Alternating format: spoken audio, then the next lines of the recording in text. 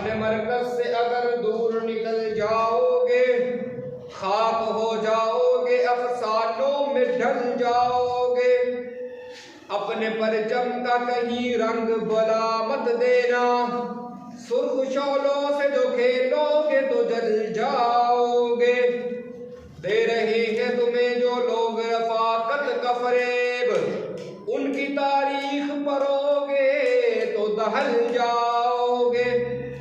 अपने मट्टी ही पे चलने का सलीका सीखो, संगे मरमर पे चलोगे तो फिसल जाओगे। ख्वाबगाहों से निकलते हुए डरते क्यों हो, धूप इतनी तो नहीं है कि पिघल जाओगे। तेज कदमों से चलो और तसादुम से बचो, तेज कदमों से चलो और तसादुम से बचो। भीड़ में सुस्त चलोगे तो कुचल जाओगे। हम सफर ढूंढो न रहबर का सहारा चाहो, ठोकरें खाओगे तो खुद ही समझ जाओगे। मेरे मोहतरम सामईन, मोहतरम हाज़रीन, आप हजरात के सामने अल्लाह रब्बुल इज़्ज़त ने एक बार फिर मौका बख्शा है कि जुमा पढ़ाने की और हम सबको पढ़ने की तौफीक अता फरमाई। मैं अपने रब्बे करीम अल्लाह ताला की ज़ाते गिरामी, इसमें गिरामी, अल्लाह ताला की वहदानियत, अल्लाह ताला की रबूबियत और अल्लाह ताला के हम पर कितने कमालात, कितने एहसानात, कितने अल्लाह ने इनाम किए हैं, उनको बयान करने की कोशिश करूँगा। अल्लाह रब्बुल इज़्ज़त से ये दुआ है, अल्लाह ताला मुझे सही सही कहने की और हम सबको फिर इस पर अमल करने की तौफीक अता फरमाए। हज़रात गिरामी कदर, अल्लाह तबारक व तआला ने आखिरी सिपारे के अंदर सूरतुन नबा अम्मा यतसाअलून वाली सूरत के अंदर कुछ इनामात का जिक्र किया है। अल्लाह ने फरमाया है कि मेरे बंदो, मैंने तुम पर ये इनाम किए। फिर उसके बाद अल्लाह ताला ने अपनी जलालियत को सामने रखते हुए, अपने रौब को सामने रखते हुए अल्लाह ने फिर जहन्नुम का तज़किरा भी किया और उन लोगों को उसके अंदर डालने का तज़किरा किया कि जो अल्लाह के इनामात की बारिश होने के बावजूद भी अल्लाह की रहमत का तलबगार और अल्लाह के साथ नाउमीदी रखता है और अल्लाह का शुक्र अदा नहीं करता। अल्लाह ने उनके लिए बड़ी दर्दनाक एक जहन्नुम तैयार कर रखी है। अल्लाह ताला कहते हैं सवालिया निशान डालकर। एक चीज होती है सवालिया निशान, एक तो होता है बंदा पूछने के लिए कि यार ऐसा होगा कि नहीं होगा, एक होता है कि उसे बताने के लिए क्या मैंने ऐसा नहीं किया। जैसे बाप अपने बेटे से कहता है तुझे मैंने बड़ा नहीं किया, अब इसका मतलब ये नहीं है कि उसने बड़ा नहीं किया, बल्कि उसे बता रहा है कि तुझे मैंने पाला, पोसा, बड़ा किया। अल्लाह ताला भी इसी तरह फरमा रहे हैं कि अलम नजअलिल अर्ज़ मिहादा, क्या हमने जमीन को नहीं बिछाया, वल जिबाल औतादा, क्या हमने पहाड़ों को नहीं बनाया, व खलक़नाकुम अज़वाजा, क्या हमने तुम्हें जोड़ा जोड़ा नहीं बनाया। अल्लाह अपनी नेमतों की बारिश कर रहे हैं कि मेरे बंदे, कितनी नेमतें मैंने तेरे ऊपर की हैं, कितनी नेमतें की हैं, उसके बावजूद तो मेरा शुक्रगुजार बंदा नहीं बन रहा। अल्लाह क्या पूछ रहे हैं, क्या कह रहे हैं, अलम नजअलिल अर्ज़ मिहादा, क्या ये जमीन मैंने नहीं बनाई जिसके ऊपर हम बैठे हैं, जिसके ऊपर हम चल रहे हैं, जिसके ऊपर हम कमा रहे हैं, खा रहे हैं, पी रहे हैं, सैरो तफरीह कर रहे हैं। ये जमीन किसने बनाई है, ये अल्लाह की जात ने बनाई है। वल जिबाल औतादा, ये पहाड़ी इलाकों में चले जाए, मरी के अंदर या सवात के अंदर जहाँ बहुत ज्यादा पहाड़ हो, उन पहाड़ों को किसने बनाया है, अल्लाह कह रहे हैं मैंने बनाया है। अब उन पहाड़ों को बनाने का मकसद क्या था, हमने कभी इसका तसव्वुर किया। पहाड़ किस लिए बनाए अल्लाह ने, अल्लाह ने पहाड़ इसलिए बनाए जो अल्लाह ने इस जमीन को पानी के ऊपर ठहराया है। ये ज़मीन हमारी पानी के ऊपर है। जब अल्लाह ने ज़मीन की बुनियाद रखी ना, ज़मीन को बनाया, तो ये ज़मीन हिल रही थी। पानी के ऊपर आप कोई भी चीज़ रखेंगे वो स्टेबल नहीं रहेगी, बल्कि हिलती रहती है, वो अनस्टेबल रहती है। इस चीज़ का आपने बखूबी मुआयना किया। कश्ती भी है वो पानी के ऊपर हिलती रहेगी, एक जगह अपनी जगह पर खड़ी नहीं रहेगी। वो जैसे लहर आएगी कश्ती को हिलाएगी, इधर से आएगी, हालांकि कश्ती चल भी रही हो ना, फिर भी वो थोड़ा सा डगमगा कर चलेगी। अल्लाह ने ज़मीन को बनाया, ज़मीन भी हिल रही थी। फिर अल्लाह ने वल जिबाल औतादा, पहाड़ों को मेखों की तरह गाड़ दिया। जैसे दीवार के ऊपर किसी तस्वीर को लगाना हो, पेंटिंग को लगाना हो, कीलों के साथ ठोक दिया जाता है कि वो अपनी जगह पर बिल्कुल स्टेबल हो जाए, वहां से हिले ना। अल्लाह ने पहाड़ों का काम कीलों जैसे लिया, पहाड़ों को भी ऐसे ठोक दिया जमीन के अंदर। अब जमीन अपनी जगह पर साकिन है, अब जमीन हिलती नहीं है। हालांकि साइंसदान तो कहते हैं ना जमीन हिल रही है, अल्लाह कह रहे हैं जमीन हिलती नहीं है, जमीन हिल रही थी। वल जिबाल औतादा, मैंने पहाड़ों को मेखों की तरह गाड़ दिया, जमीन वहां पर रुक गई। फिर आगे अल्लाह फरमा रहे हैं व खलक़नाकुम अज़वाजा, मैंने तुम्हें जोड़ा जोड़ा पैदा किया। मर्द है, उसकी मुअन्नस औरत है। जानवरों के अंदर देखिए, हैवान है, बकरा है, बकरी उसकी मुअन्नस, छतरा है, छतरी उसकी मुअन्नस, ऊंट है, ऊंटनी उसकी मुअन्नस, यहां तक के फलों के भी जोड़े हैं।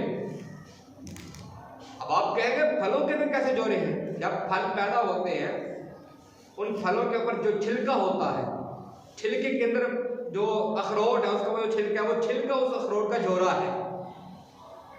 इसी तरह कोई फल आपने देखे यूं इकट्ठे उगते हैं, केले हैं वो इकट्ठे उनके गुच्छे से बनते हैं, अब वो इकट्ठे होना ये उनके जोड़े जोड़े हैं। हर चीज का अल्लाह ने जोड़ा बनाया। जब तूफान नूह आया था, उस वक्त अल्लाह ने हज़रत नूह अलैहिस्सलाम को क्या कहा था कि ए नूह, हर चीज का एक एक जोड़ा रख लो, यानी जानवरों का जोड़ा जोड़ा रख लो, ताकि उनसे एक नई नस्ल पैदा हो सके। व खलक़नाकुम अज़वाजा, अल्लाह फरमाते हैं क्या मैंने तुम्हें जोड़ा जोड़ा नहीं बनाया? वजअलना नौमकुम सुबाता, क्या मैंने तुम्हारे लिए नींद को नहीं बनाया? वजअलना लैला लिबासा, मैंने रात को नहीं बनाया तुम्हारे लिए लिबास, बिछोना, ओढ़ना। वजअलना नहारा मआशा, मैंने दिन को बनाया कमाने के लिए, दिन को बनाया जरिए माश लाने के लिए। वबनैना फौककुम सबअन शिदादा, और हमने आसमानों को कैसे बनाया है। अल्लाह ताला कैसे खूबसूरत अंदाज के साथ बयान कर रहे हैं, एक एक चीज मेरा रब कह रहा है। जमीन का जिक्र किया, फिर अल्लाह ने पहाड़ों का, फिर हमारे जोरों का, फिर उसके बाद नींद का। नींद का आना बहुत बड़ी नेमत है। कई ऐसे बंदे आपको मिलेंगे जो गोलियां खाकर सोते हैं, फिर भी नींद नहीं आती। नींद का आना अल्लाह की बड़ी नेमत है। सारी सारी रात कोई आदमी सोता ही नहीं है, सारा सारा दिन नहीं सोते, और नींद के साथ आंखें ऐसे भरी होती हैं, उनकी आंखें खुली नहीं होती, लेकिन उसके बावजूद भी वो नींद उन्हें आती नहीं है। चैन की नींद आना ये अल्लाह की बहुत बड़ी नेमत है। अल्लाह रब्बुल इज्जत का हर हाल में शुक्र अदा करना, ये हमारे लिए बहुत बड़ा इनाम होगा कि हम अल्लाह की हर बात का शुक्र अदा करें। हम सब जितने बैठे हैं, हम कितने गुनहगार हैं। हम बिल्कुल पाबंदी नहीं कर रहे नमाजों के अंदर। अब नमाज मेरे पैगंबर ने फरमाया मेरी आंखों की ठंडक है, उसके बावजूद मैं नमाजों की पाबंदी नहीं कर रहा। इसका पता तो मुझे उस वक्त लगेगा जब मैं रोज़े महशर में तपते हुए सूरज के बिल्कुल सामने खड़ा होऊंगा। मेरा पैगंबर भी वहां पर खड़े होंगे, आदम से लेकर ईसा तक सारे पैगंबर, उनकी उम्मतें वहां पर जमा होंगी। उस वक्त मुझे जो शर्म आ रही होगी उसका अंदाजा मैं नहीं लगा सकता। अल्लाह रब्बुल इज्जत ने मुझे जिंदगी दी है, तो मुझे चाहिए, हमें चाहिए, हम अल्लाह ताला की हम तो सना किया करें। जानवरों की अल्लाह ताला ने क्या फरमाया कुरान के अंदर? अल्लाह ने फरमाया कि ये जो लोग हैं ना, हमारी मिसाल दी, हमारी, ये जो लोग हैं नमाज नहीं पढ़ते, सुन्नत के मुताबिक जिंदगी नहीं गुजारते, अदब और एहतराम से का जिंदगी नहीं गुजारते, उसने सलूक नहीं करते, दीन की पाबंदी नहीं करते। अल्लाह ने फरमाया उलाइका कल अनआम, ये ऐसे हैं जैसे जानवर होते हैं। जानवरों के साथ तशबीह दे दी अल्लाह ने। यही नहीं, अल्लाह ने आगे क्या कहा, बल हुम अज़ल, बल्कि जानवरों से भी बदतर है ये। हमें अल्लाह कह रहे, हमें कह रहे अल्लाह कि तुम जानवरों से भी बदतर हो। क्या तुमने बेवकूफाना जिंदगी गुजारी है? मैंने तुम्हें जिंदगी भी दी, मालो दौलत भी दी, उसके बावजूद तुम मेरी पाबंदी नहीं कर रहे। तुम्हें सब पता है कि मरने के बाद जब कब्र के अंदर चले जाना है, मनो मट्टी के नीचे चले जाना है, वहां से दोबारा तुम जिंदा उठकर वापस नहीं आ सकते। उसके बावजूद तुम ऐसी जाहिलाना जिंदगी गुजार रहे हो। ऐसी जिंदगी तो जानवर भी नहीं गुजारते जैसी जिंदगी तुम गुजार रहे हो। जंगल के अंदर चले जाएं, जंगल के अंदर रोजाना जंगल के अंदर न जाएं। हम यहां पर देखें, सुबह नमाज के वक्त ही ये चिड़िया, कौवे, ये जो परिंदे हैं उड़ते और चरा चरा करके निकल जाते हैं। क्यों? रिज़्क़ की तकसीम ही सुबह के वक्त होती है। और हम जो उठते हैं, हम 12-1 बजे उठते हैं, यानी कि हम तो जानवरों से भी बदतर हुए ना। जानवर तो फिर अपने उस वक्त पर उठते हैं जिस वक्त अल्लाह ने रिज़्क़ का ऐलान किया है। हम तो उस वक्त उठते हैं जब रिज़्क़ का ऐलान अल्लाह ने किया ही नहीं है। बल्कि अल्लाह के नबी ने फरमाया कि नमाज के बाद सोना सबसे बड़ी बेवकूफ़ी है। फजर की नमाज के बाद सोने को मकरूह करार दिया। इशराक से पहले, इशराक के बाद आदमी सो सकता है, पहले सोने को अल्लाह के महबूब ने मकरूह करार दे दिया। क्या हो गया हम सबको? हम सब इस दलदल में फंस चुके हैं कि हम पैसा कमा ले, पैसा कमा ले, पैसा कमा ले। आखिरत के लिए हमने बिल्कुल अपने माल को खत्म कर दिया है कि आखिरत के लिए हमारे पास कुछ नहीं है, हमने दुनिया कमानी है बस। ये सूरत अल-अबस की आखिरी चंद आयात है। या अबरार के सामने कुरान मजीद है, इसको तर्जुमे के साथ अगर आप खुद इसको अंदाजे के साथ पढ़ ले, अल्लाह की जात क्या कह रही है, यौमा यफ़िरुल मर्उ मिन अखीही व उम्मिही व अबीही व साहिबतिही व बनीही। अल्लाह कह रहे जब क़यामत का दिन बर्पा होना है, भाई अपने भाई से भागेगा, व उम्मिही व अबीही, माँ अपने बेटे से, बाप अपने बेटे से। अल्लाह ये क्यों भागेंगे? लिकुल्लि इम्रिइन मिनहुम यौमइज़िन शअनुन युग़नी।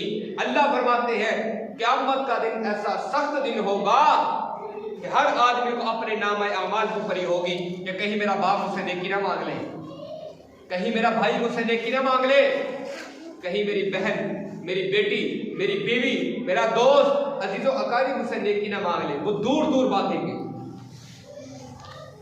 मेरे भाइयों, मेरे दोस्तों, हमें आखिरत की फिक्र करनी है, आखिरत की फिक्र।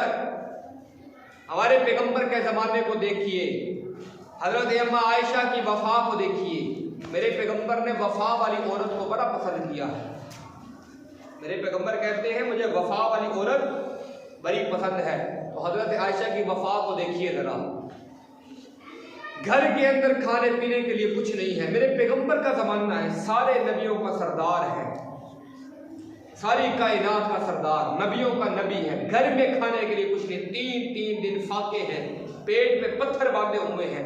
उसके बावजूद भी ना तो मेरे पैगंबर के मुंह पे कुछ शिकवा आया, ना हज़रत अम्मा आयशा की जुबान पे कोई गिला आया कि अल्लाह तुझे हम ही मिले हैं, हमारे घर खाने के लिए कुछ नहीं। ऐसी बात बिल्कुल नहीं है। हज़रत आयशा उस वक्त भी अल्लाह का शुक्र अदा कर रही है।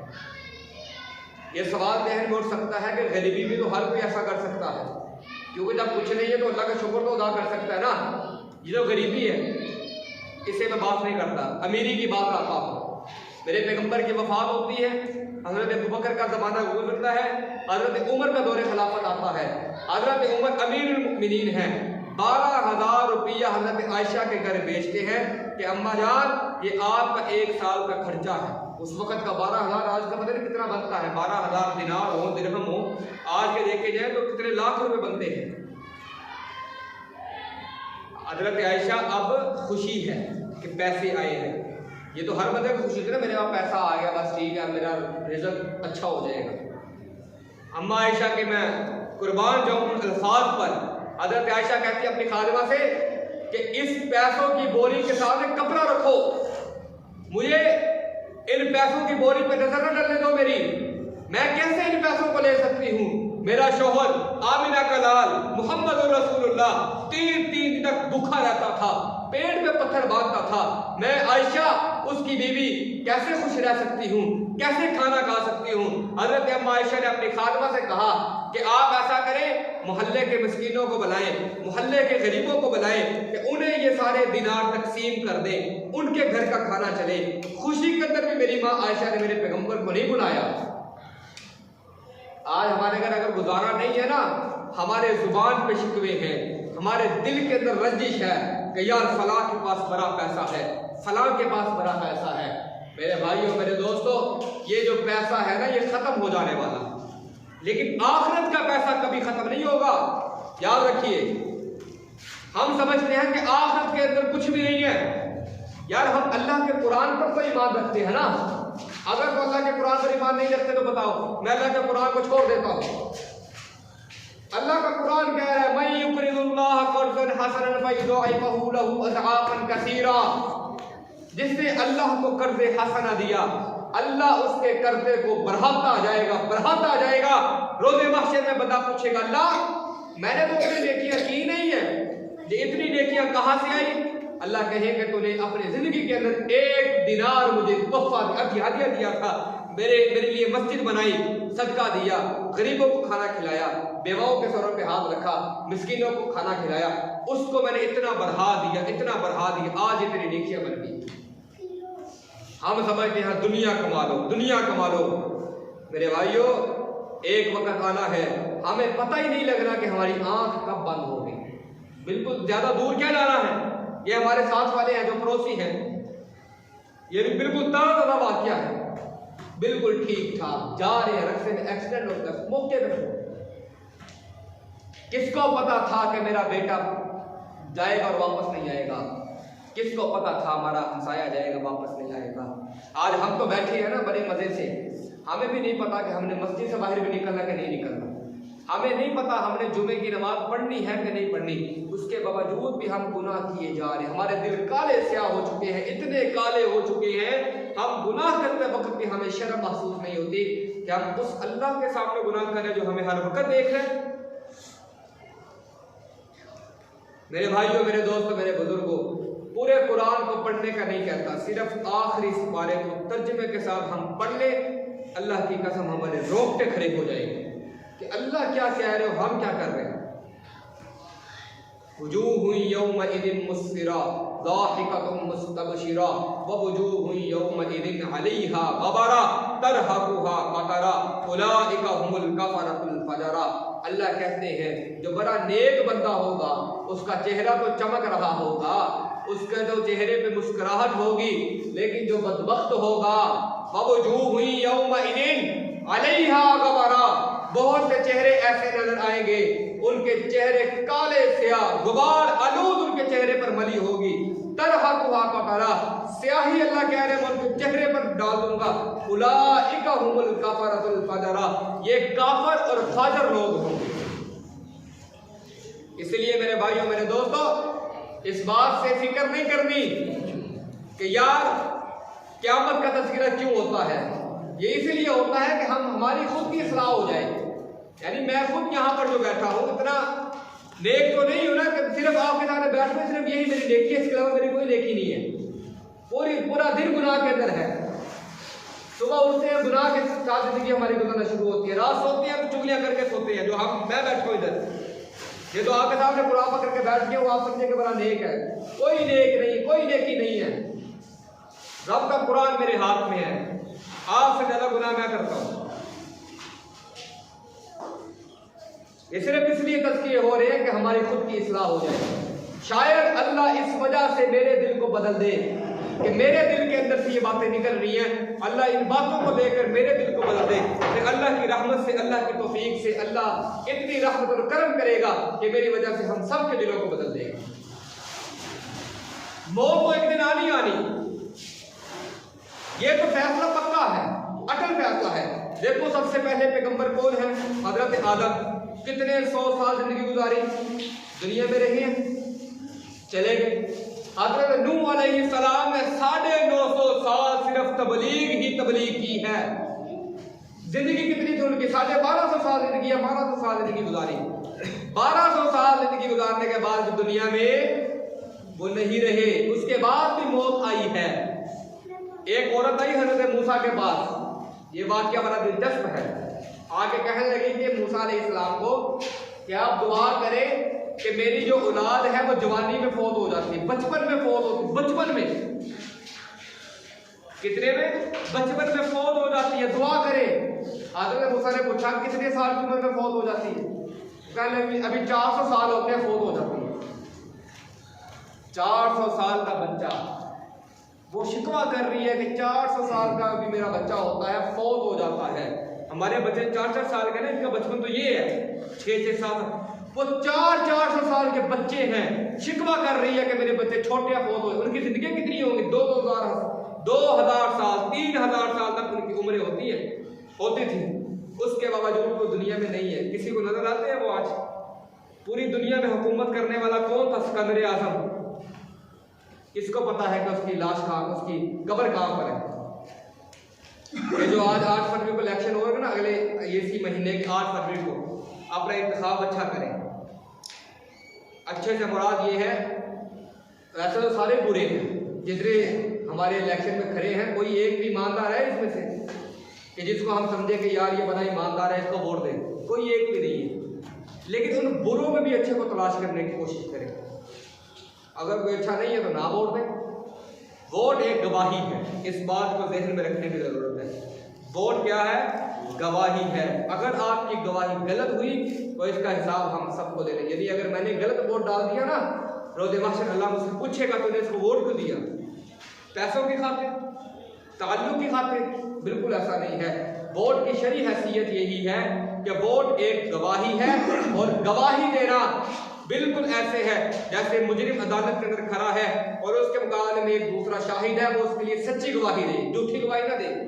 इसलिए मेरे भाइयों, मेरे दोस्तों, 8 फरवरी को ऐसा इंतखाब करें कि आपका अंदर से ज़मीर मुतमईन हो कि यार हमने अच्छे बंदे को वोट दिया है, बुरे को वोट नहीं दिया। अगर आपको कोई अच्छा नजर नहीं आता तो ना वोट दें, कोई मजबूरी नहीं है। कौन है अच्छा? कोई नजर नहीं आता कि यार जो बड़ा सामने बैठा हुआ है सियासत के अंदर, तो उसने बड़े अच्छे कारनामे दिए हैं, वो बड़ा दीन के साथ मुखलिस है, कोई एक नजर आता है हमें? इसलिए मेरे भाइयों, मेरे दोस्तों, हमें ये चाहिए कि हम अपनी आखिरत की फिक्र करें। हम किसी की दुनिया सवारते सवारते अपनी आखिरत खराब ना कर लें। एक बात और अर्ज करना चाहता हूँ, हम जो बड़े हैं, यानी मैं तो छोटा, मैं आपकी बात करूँ, आप जो बड़े हैं अपनी फिक्र करें, औलाद की फिक्र ना करें कि मैं पैसा बना लूँ, कल औलाद मेरी सुखी हो जाए। आज तो हम औलाद, फिर उसकी औलाद, फिर उसकी औलाद की फिक्र करके बैठे हैं ना, कि यानी मैं मर जाऊँ, मेरी नस्लें खाती रहे। मर तो हमने जाना है, छितर तो हमें पढ़ने हैं, जूतियाँ हमें पढ़नी हैं, खाना हमारे बच्चों ने दुनिया में बैठ के। हम अपनी फिक्र करें कि हमने दुनिया के अंदर क्या कमाया है और उसे खाना कैसे है, उसे पीना कैसे है। मेरे भाइयों, मेरे दोस्तों, वक्त पूरा हुआ है। अल्लाह रब्बुल इज्जत से दुआ है अल्लाह ताला हमें सही सही इन बातों पर अमल करने की तौफीक अता फरमाए। आज आप देखें ना, आज कौन सा दिन है? जुम्मे का दिन है ना, और जुम्मे का दिन कितनी फजीलत वाला दिन होता है। अफसोस के साथ इस बात को कहना पड़ता है, पूरा वक्त हुआ है, उसके बावजूद सिर्फ कितने बंदे बैठे हुए यहाँ पर? हजारों के अंदर चले गए, आपको हजारों बंदे नजर आएंगे। फिर हम कहते हैं ना हमारे घर का चूल्हा नहीं जलता, हम कहते हैं ना हमारे बच्चों के अंदर फर्माबरदारी नहीं है। ये सारी समय पीछे खाली, कितनी बड़ी मस्जिद है ये कोई 500 मीनार की मस्जिद है। ये हमारे इस मोहल्ले में कितने हमारे नमाजी हैं जो मस्जिद में नमाज पढ़ने नहीं आ रहे। इस बात का दुख नहीं होता यार? एक अल्लाह ने इतनी बड़ी नेमत की है, इस मोहल्ले में मस्जिद नहीं थी, अल्लाह ने मस्जिद बना दी, उसके बावजूद भी मस्जिद की हम शुक्र अदा नहीं कर रहे, अल्लाह का शुक्र अदा कर रहे कि हम इस मस्जिद में कम से कम जुमे के दिन तो टाइम से आ जाए। हदीस शरीफ में आता है, जो पहले आएगा उसे ऊंट का सवाब है, जो बाद में आएगा उसे बकरे का गाय का सवाब है, जो उसके बाद में आएगा उसे बकरे का सवाब है, जो उसके बाद में आएगा उसे मुर्गी का सवाब है, जो उसके बाद में आएगा उसे अंडे का सवाब है, जो उसके बाद में आएगा उसका भी सवाब नहीं है। नमाज के अंदर सिर्फ शामिल होना, उसको नमाज पढ़ने का कोई फायदा नहीं है। इस बात का भी आप ध्यान में रखते हैं। खुतबा जिसने नहीं सुना, सिर्फ नमाज पढ़ी और खुतबे के एंड में आया, अल्लाह के नबी ने फरमाया फरिश्ते उस वक्त अमालनामा का दरवाजा बंद कर देते हैं। उस वक्त उसका नहीं लिखते कि इसने जुम्मे की नमाज पढ़ी है कि नहीं पढ़ी, वो खाते में यही लिखा गया कि इसने नमाज कोई नहीं पढ़ी।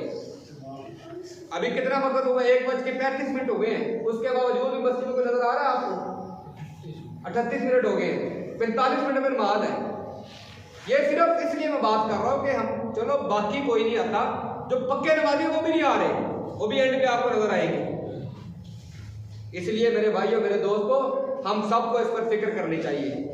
ये यकीन करें, उलाइका कल अनआम, बिल्कुल हमारा हाल जानवरों की मान, बल हुम अज़ल, बल्कि जानवरों से भी बदतर है हम लोग। इसलिए अल्लाह से दुआ है, हम सब यहाँ पर बैठे हैं, अहद करें कि हम मोहल्ले में तबलीग किया करें, मोहल्ले के बंदों को मस्जिद के साथ जोड़े, इनका ताल्लुक बनाए मस्जिद के साथ। ये सिर्फ उलमा का काम नहीं है, याद रखें, मौलवियों का काम नहीं, हर बंदे का काम है। आप जितने सब बैठे हैं यहाँ पर, ये आप सबका काम है। आप मुसलमान तो है ना, हर मुसलमान का काम ये है कि वो दूसरे मुसलमान को तबलीग करे। इसलिए मेरे भाइयों मेरे दोस्तों, इस मोहल्ले में तबलीग करें कि ये मोहल्ले वाले नमाजी बन जाएं। एक नमाजी की वजह से हम सबकी बख्शिश हो सकती है। अल्लाह से दुआ है, अल्लाह अमल की तौफीक अता फरमाए।